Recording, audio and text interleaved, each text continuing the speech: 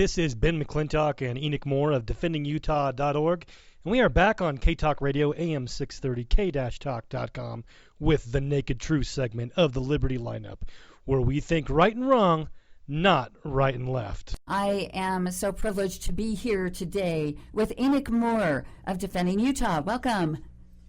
Thanks, Sherilyn. Let me check my mic. I think I have to be louder than you. Yes, indeed. Okay, how's that? There we go. Are. There you go. All right, typically I am louder than you. Well, actually, I don't know about that now that I think about it. Who's got the louder mouth? I don't know. I give you run for your money at least. Probably. Loud-mouthed woman, is that what you're saying? Okay. You have an opinion, and I have opinions We too. all have opinions. That's what I mean. We don't always agree on every little thing. But no, we don't. We're the thought police-free zone. That's. I guess so. I guess we are. And we have Heather Gardner in the studio. Heather Gardner, hi. Hello, how are you?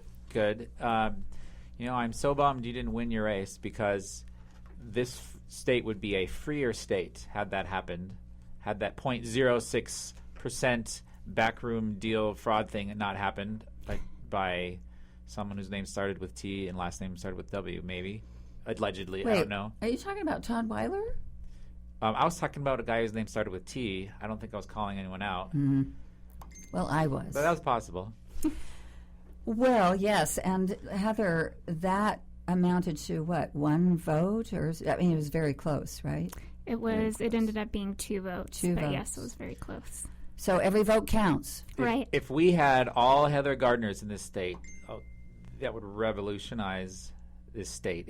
We would be living in like a freedom utopia if we had 75 Heather Gardners. But well, hey, all it takes is people getting involved and raising their voice. So I understand you're not going away. No, I'm not going away. Apparently, my presence up at Capitol Hill yesterday was quite noticed and not welcomed by all representatives and senators. That was the news among the establishment. Like, oh my gosh, she's still here. We didn't get rid of her. Yes. Right. Someone tweeted a photo of like, look, she's here, and pointing at you in the background, and like it was just the scandal. For them, it was a scandal. Like, what are we going to do now, right? Right. So that says you're doing something right. Let's hope so. It's still going on Facebook. Mike McKell, tweeted a photo of me and pointing over his shoulder saying, Todd Weiler, this one's for you. Caption this, # she's still here. So apparently the very presence of a regular citizen up on Capitol Hill is a threat, and they just expect you to roll over and surrender if you lose an election. Well, Heather, we're so glad you're still there. And while you were there, you witnessed some things, and we pulled up some audio clips of the exact things you witnessed, since the legislature records all the sessions. You can hear the talking. And there is a bombshell audio clip that came out from yesterday. We're going to play this, and hold on to your seats. Get your friends and family. You're going to want to hear this. We'll play it twice maybe, so you can hear it once. You can let the shock sit in, and then we'll play it again after you can call all your friends and say, oh my gosh, you have to listen to what the Office of Economic Development at the governor's office is doing. It puts the NSA. The NSA is. You're worried about, is the NSA spying on you? How about, is the Office of Economic Development spying on you? You would not believe the blatant power trip they have and how they glorify it as a wonderful thing because it's good for everybody. Oh, it might be creepy, but actually I think it's innovative. This is insane. We want Sherilyn to hear this. Sherilyn just stepped out for a second. But before I play that clip, you were there. You heard them talking about this. Did you see their facial expressions of pride, or what other insights do you have? No, this clip really, when they said these words, my mouth dropped open, and I heard a couple of rumblings around the room just saying, wow, that's really creepy. Okay, so at least there are normal people, a normal human reaction, like, that's creepy, not innovative. Right, okay. Exactly, yes. That was among just the citizenry? Yes. Not among the other legislators. They weren't like, oh, I don't like that. I didn't hear any other legislators. Okay. When you're listening to the audio, she'll say, "Oh, I heard someone say that they thought it was creepy," but Okay. that was my first reaction, definitely. Okay, so let's play this creepy clip. It's a couple minutes long, and we will just cue it up. That we will lead the nation this next year in our digital measures. And that's because we have partnerships with 2 advertising and big data analytics firms. They are Adara and Arrivalist. And you can call this creepy. I call it creative and complex. But we can keep track of everything you do as a consumer. And we are keeping track. And so if you take your walk into a ski shop and you have your cell phone with you, we know you've been in that ski shop. So back in the day, we would say we want to target skiers, and so we'll buy ski ads in high-spending, recreation-minded TV stations. Well, now we're getting more granular. We're keeping track of whether you go into a ski shop or not, and then we're serving up an ad to you. And then, and I'm mixing my metaphors here, but you're leaving a trail of cookies everywhere you go. And we're keeping track of that little trail of cookies. And then if your cell phone arrives in the state, then we're able to track back that you went into a ski shop in New Hampshire, that you then saw an ad served up by the Utah Office of Tourism, and that your cell phone then arrived in the state. That's through our partnership with Arrivalist. I heard creepy.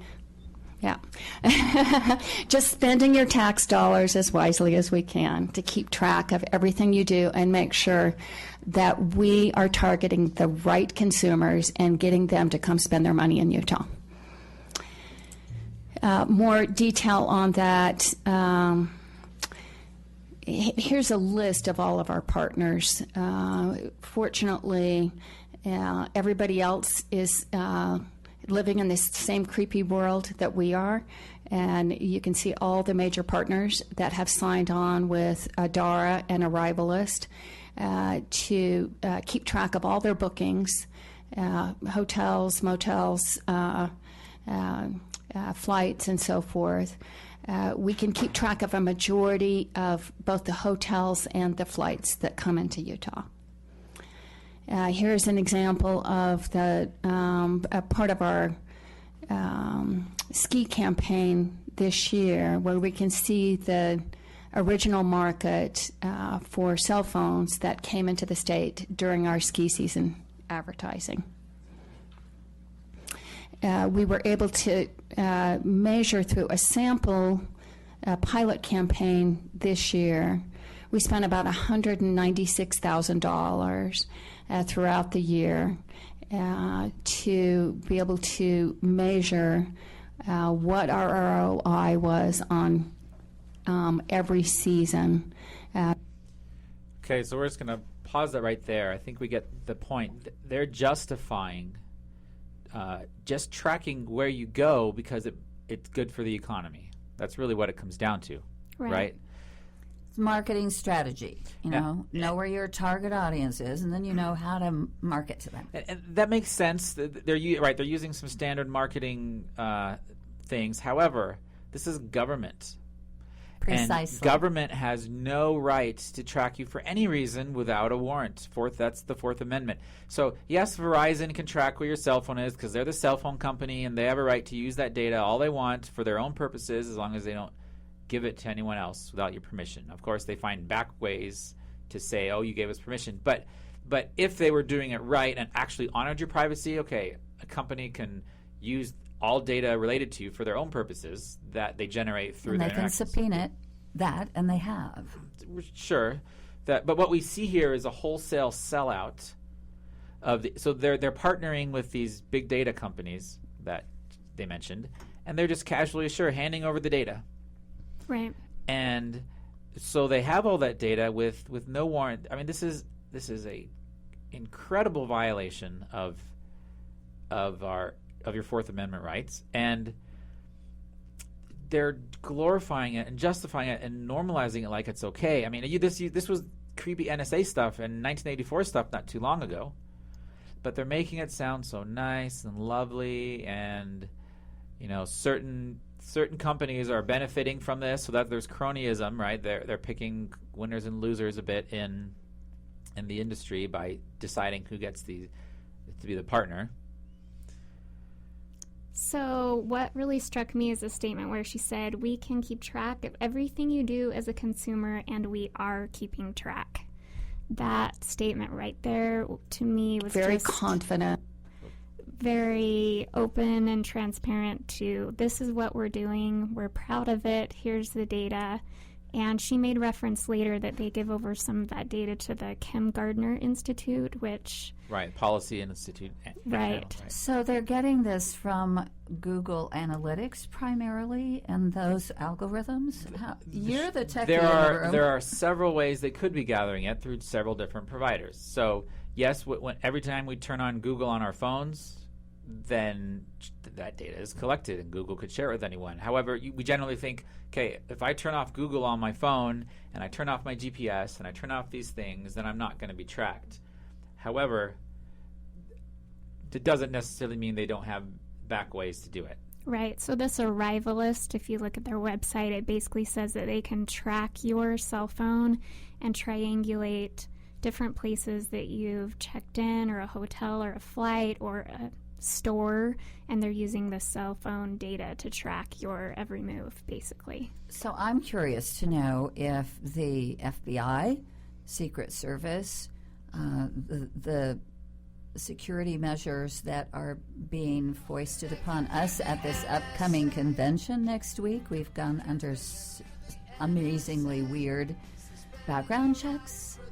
I wonder if this is all part of data they're getting from places like this.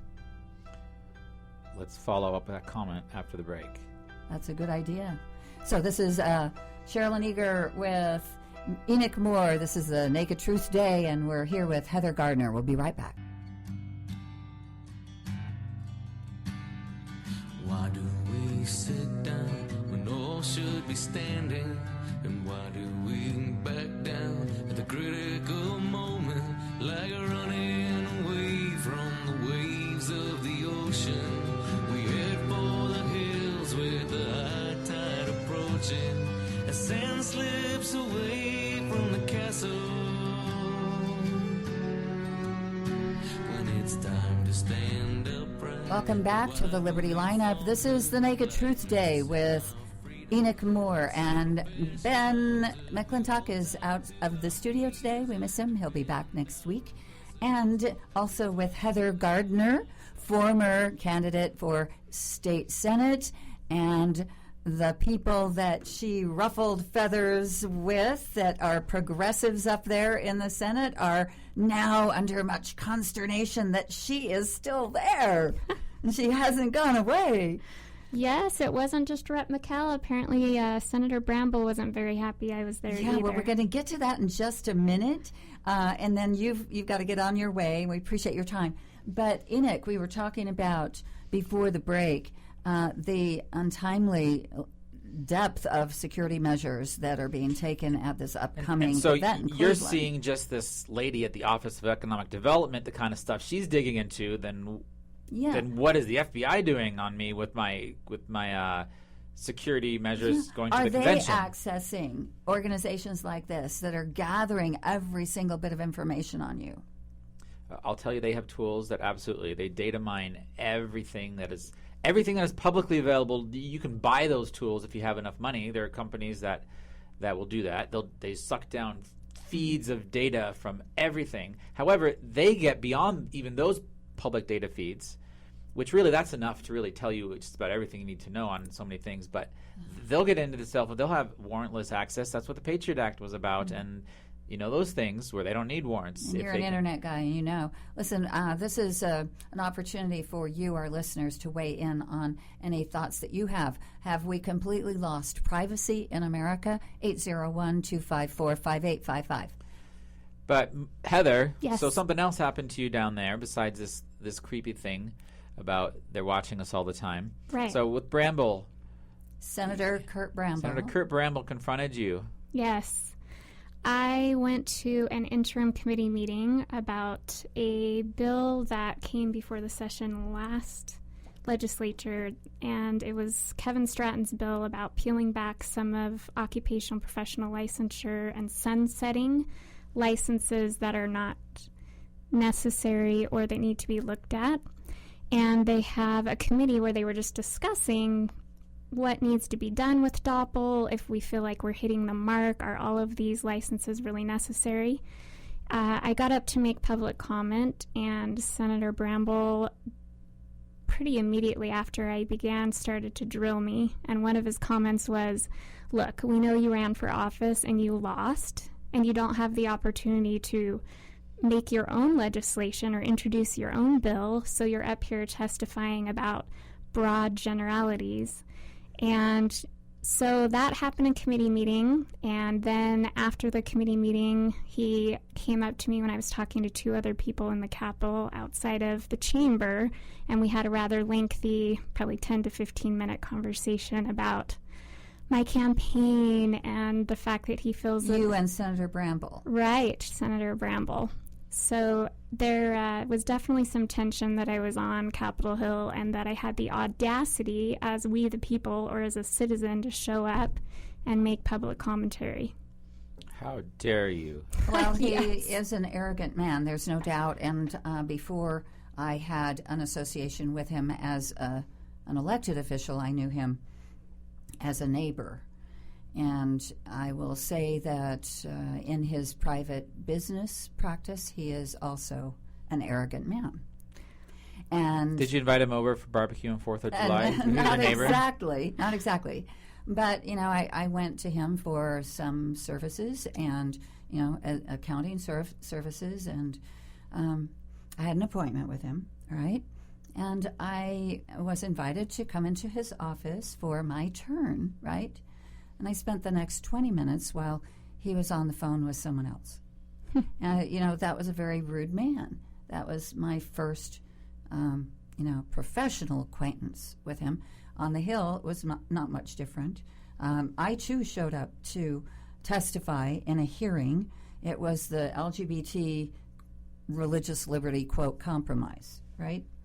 And I had one sheet of my testimony bulleted, and I shared with the secretary of the committee that I had it and asked for permission. I went through protocol to get that one page distributed to all the committee members before the meeting started. And that's the protocol, all right? And so Kurt Bramble shows up to chair the meeting. He looks at my flyer. There he sees my name on it. He calls me out at the top of the meeting. Mrs. Eager, did you know that you have to get permission and you're breaking the rules to distribute this information to the committee members directly? I sat there and I thought, bullies demand a response that calls them out. Right. Okay? Or either you can choose to ignore. But in this instance, no, this is an elected official. So I texted him right on the spot. I said, actually, I did follow protocol. If you will talk to your secretary, I got her permission. Thank you very much. And I expect a public apology. Good for you. That's actually what some of the citizens are calling for in my example yesterday that listened to the audio or that were there. Mm-hmm. Yeah, you should. So you should demand it of this man because he likes to walk over anybody that he thinks he can just bully and make fun of, mock. He'll do it. And I am deeply concerned that so many people voted to reelect him. So, Kurt Bramble, I'm sure you'll hear about this. You know where I stand. he knows that I'll be back. That was my parting statement to him, is that I enjoy our discussion, and you can guarantee that I will be back on Capitol Hill. We'll have many more discussions. I frequently remind people that Kurt Bramble came to us from Chicago, and he certainly learned the playbook from the Windy City. The Alinsky playbook came out of Chicago. Lots of Alinsky tactics going on in Utah politics. Don't all these Alinsky politicians know they're going to answer to their maker one day? I mean, they need to be reminded that, or they just forget about that, or they just think that maybe someone else is going to win the battle at the end of the day. Well, so we know you need to get on your way. So any final thoughts you'd like to share with us and what's going to happen next for Heather Gardner? Well, my final thoughts are go up to Capitol Hill during the session and hold your elected representatives accountable. And remember, we the people, you do not need to be intimidated or bullied, and don't remain silent. That's kind of been my motto. I believe in standing up and having a voice even when there is opposition. That's a great message to leave our audience with, and we wish you the very best, and we look forward to hearing more from you, Heather. Thank you. All right. Yeah. And for those who would like to know, Kurt Bramble is not all evil. Just 38% of the time he does some good things. Well, I was... According to the scorecard. I was actually impressed that he came and approached me and talked to me after the committee. He didn't apologize, but at least he took the time to talk. So that was good. All right. Onward and upward. Yes, thank you. Hold their feet accountable, my friends. Okay. All right. Have a great day, Heather. Call-in number is 801. What happened to the number? I can't see it. 254-5855. Is that it? All right. Yes. Okay. And, you, Ben, have also had some encounters with some of the state. I'm Enoch. You're Enoch. I am. But I have been. But you've had some encounters with some of our state legislators, true, elected officials. Yes, correct. Have you noticed any of this sort of arrogance? I don't think I've done as good of a job as calling them out for the foul things they do as Heather has. I've tried to follow, being respectful, even though I know it's kind of just a game sometimes of being respectful, because it's like I know you're trying to steal my liberty, but I'm gonna just be cordial just in case you might change your mind. So I guess I've always been nicer, but sometimes you have to be blunt and say, you are violating principle, and this is actually a violation of law for you to go around and do these things. And that's the kind of stuff Heather does. She tells the truth and says, this is not right. These things are wrong. So he made an interesting comment about her being libertarian. And Reagan said, on that? Reagan said libertarianism was the root of conservatism. But still, the definition changes of all these terms over time. So what does that even mean? So just to say, oh, you're libertarian, aren't you? Okay, it's the attitude of how he says it that shows he's trying to make it a negative thing. Yeah, it becomes a pejorative. Right? It has a negative slant. And so I would like... Depends who you ask. We would need to ask Senator Bramble. Call him. Call Senator Bramble. Let's give that number out in just a moment here, but you might ask him, what does he mean by libertarian? Because if it's being fiscally frugal and we limited government... All these terms are just crazy. Ezra Taft Benson gave a talk one time where he went through the history of all the terms. He's like, at this time in history, you'd have called me this, or at this time in history, I would have been this. And he really broke it down good about these terms and labels that are irrelevant. So I'm going to give you Kurt Bramble's phone number. Okay, do it, and then I'm going to play the creepy clip again. Okay. And what I'd like to ask our listeners to do is very simple. Call him and ask him to publicly apologize to Heather Gardner for the way he treated her and the way he treats a lot of people at the legislature. That's number one. Number two, ask him specifically what the label libertarian means to him and write it down. And then call us after you've done that. So I'm going to give you this number just so I won't, breach confidence with him. It's not his cell phone. Okay? But this is his office number, 801-377-5300. All right? 801-377-5300. And let him know that Sherilyn Eager sent you. He'll just love that. Enoch Moore sent you. All right. The Liberty Lineup radio show. And we'd love to have him on. Ask if he'd be willing to be on. To define the label of libertarian. To define the label of libertarian and to perhaps have an opportunity to make a public apology to all these people that he consistently ridicules and mocks, demeans, and bullies. We've invited him on before to talk with other people who had concerns about his legislation and, debating with some of the people who were running against him that had valid concerns, and he wasn't interested. We were just too small fry, I guess. So what are your thoughts about this? Listeners, 801-254-5855. If you were a candidate for public office and you got elected, what do you think happens? Do they drink, like if they're in Washington, what they call the Potomac Punch? I don't know what we would call it out here in Utah. The Kool-Aid? I've never heard Potomac Punch.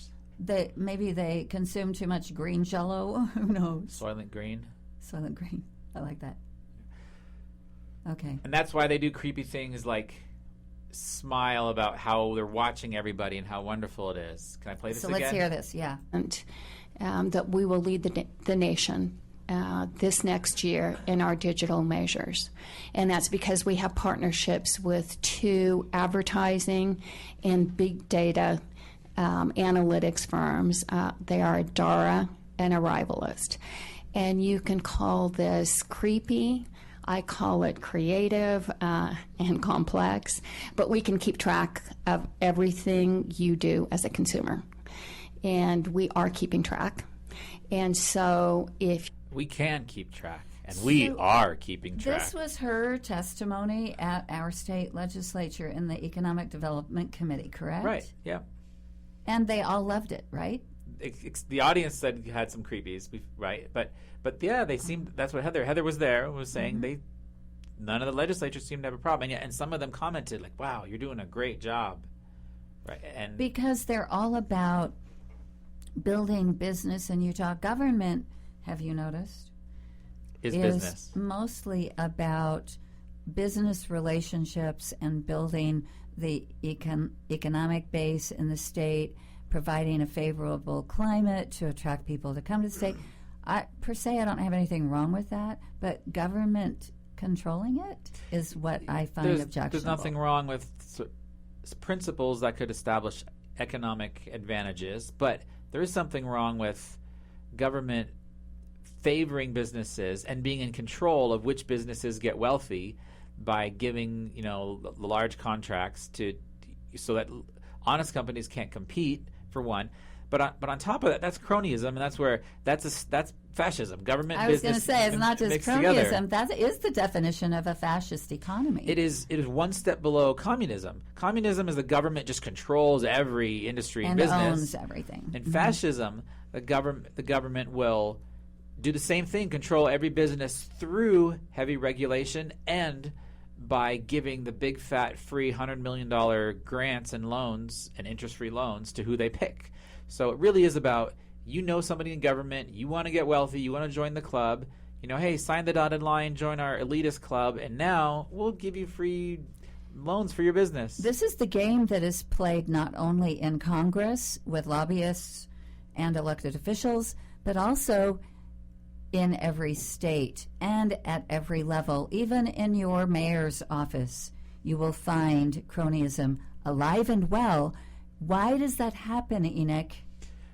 Because we're not following the basic commandment of thou shalt not steal. That's what it comes down to. You're taking money from the have-nots and giving it to the haves through the hand of government and then calling it good for everybody. So this is a big question to dump right before we go to a break, but just think about this, my friends. What if we had a truly free market? What would happen? We'd get out of the way. We would see prosperity that's unparalleled. Would we see inflation? Of course, that gets into the money. If we're not printing money, we wouldn't, right? Yeah. Inflation comes from printing money. But the good stuff would rise to the top and the bad stuff would go away. We have Book of Mormon examples of when people were free to trade one with another, there was peace between the Nephites and the Lamanites. We have scriptural precedent as well as many historical precedents. When government gets out of the way, prosperity results. Make sure to subscribe to the Defending Utah YouTube channel. And also, we'd like to thank our sponsors, Gordon's Carpet Cleaning. If you want the job done right, call Gordon's Carpet Cleaning, 801-368-0140. That's 801-368-0140. We also want to let you know about the Editor Lady. She will help you publish your book or do any editing for a price you won't believe. Give the Editor Lady a call at 801-948-3667. That's 801-948-3667. Or email her at theeditorlady@gmail.com.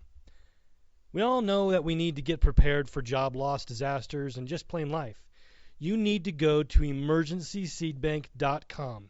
That's emergencyseedbank.com. Enter coupon code DEFEND.UT to get your deep discount on Urban Emergency Seed Bank of 23 varieties of non-hybrid, non-GMO seeds, double hermetically sealed in Mylar for seeds that last for decades. emergencyseedbank.com, coupon code DEFEND.UT. Ben and Enoch will be back next Thursday from 10 to noon on K-Talk AM 630 in Salt Lake City.